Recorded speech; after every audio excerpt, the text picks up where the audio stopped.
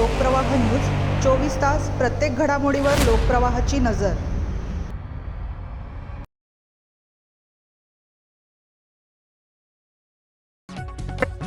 Stone crusher चालकांचे धाबे दणाणले। नियमबाह्य स्टोन क्रशरवर तहसीलदार पवार यांची धडक कारवाई। नाशिक तालुक्यातील सारोळ, राजूर, बहुला आणि विल्होळी परिसरातील खाणपट्ट्यांमध्ये शासनाच्या मार्गदर्शक सूचना व पर्यावरण नियमांचे उल्लंघन करणाऱ्या तब्बल 47 स्टोन क्रशरवर महसूल विभागाने धडक कारवाई केली असून महावितरणच्या सहकार्याने सर्व क्रशरचा पुरवठा तात्काळ खंडित करण्यात आला आहे।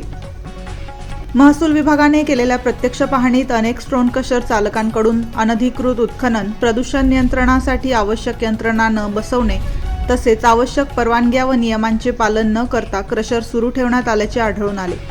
त्यामुळे पर्यावरणाची मोठ्या प्रमाणात हानी होत असल्याबरोबरच शासनाच्या महसुलालाही फटका बसत होता। ही कारवाई उपविभागीय अधिकारी अर्पिता ठुबे आणि तहसीलदार पंकजकुमार पवार यांच्या मार्गदर्शनाखाली मंडळ अधिकारी सत्यजित गोसावी, ग्राम महसूल अधिकारी अरुण फसाळे, कैलास अहिरे, सुधीर कदम, गणेश कोळी, अरुण मोरे, चंपालाल चव्हाण तसेच महावितरणचे सहाय्यक अभियंता NR भोर, KS जायभावे, कनिष्ठ अभियंता VG Suryavanshi, YB Dhamale, SG Shaikh, AR Chaudhari, Mangesh Dawange आणि कमलेश पाटील यांनी केली।